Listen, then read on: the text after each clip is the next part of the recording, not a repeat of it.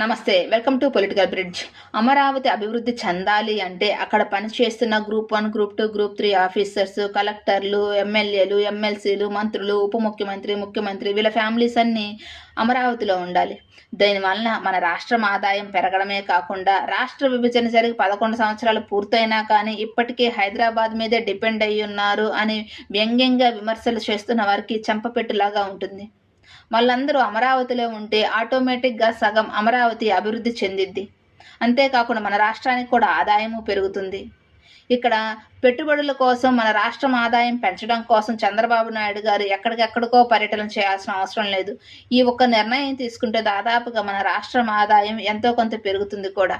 ఎందుకంటే రాష్ట్ర విభజన జరిగిన తర్వాత ఒక పక్క హైదరాబాద్ అభివృద్ధిలో ఏ విధంగా దూసుకుపోతుందో మనం చూస్తూనే ఉన్నాం. కానీ ఆంధ్రప్రదేశ్ మాత్రం ఎక్కడ వేసిన గొంగలి అక్కడే అన్నట్లు రాష్ట్రానికి రాజధాని కూడా సరిగా లేకుండా ఉన్నది. రాజధాని విషయంలో జగన్మోహన్ రెడ్డి గారు, చంద్రబాబు నాయుడు గారు వ్యవహరిస్తున్న తీరైతే ప్రజలకి ఆమోదయోగ్యంగా లేదు. అంతేకాకుండా మన రాష్ట్రంలో ఆదాయం పెరగడానికి ఇటువంటి నిర్ణయాలు తీసుకోవాల్సిందే ఇప్పటికైనా. ఎందుకంటే మొన్న పండుగ సందర్భంగా కొంతమంది ఆంధ్రప్రదేశ్ వాళ్ళ మధ్య, తెలంగాణ వాళ్ళ మధ్య కొంత వ్యంగ్యమైన చర్చ జరిగింది. ఒక పక్క ఆంధ్రప్రదేశ్ వాళ్ళు పండుగ సందర్భంగా మేము ఊర్లకు వెళ్తే హైదరాబాద్ రోడ్లు ఏ విధంగా ఉన్నాయి అని ఒక ఫోటో పెట్టారు. దానికి తెలంగాణ వాళ్ళు చాలా స్ట్రాంగ్గా రియాక్ట్ అయ్యారు. పండగ అయిపోయిన తర్వాత వచ్చి పని చేసుకోండిరా అన్నట్లు కొంచెం వ్యంగ్యంగా మాట్లాడారు. దీనివల్ల ఆంధ్రప్రదేశ్ వాళ్ళ మనోభావాలు దెబ్బతిన్నాయి. ఒక పక్క ఆంధ్రప్రదేశ్లో సరైన ఇన్ఫ్రాస్ట్రక్చర్ లేకనే హైదరాబాద్లో పనులు చేసుకుంటున్నారు.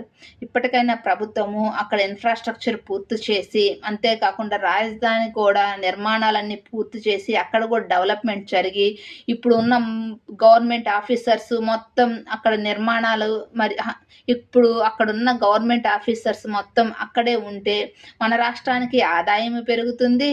పక్క రాష్ట్రాల మీద డిపెండ్ అయ్యి ఉన్నారు అని విమర్శలు చేస్తున్న వారికి కూడా కరెక్ట్ సమాధానం ఇచ్చినట్లు ఉంటుంది.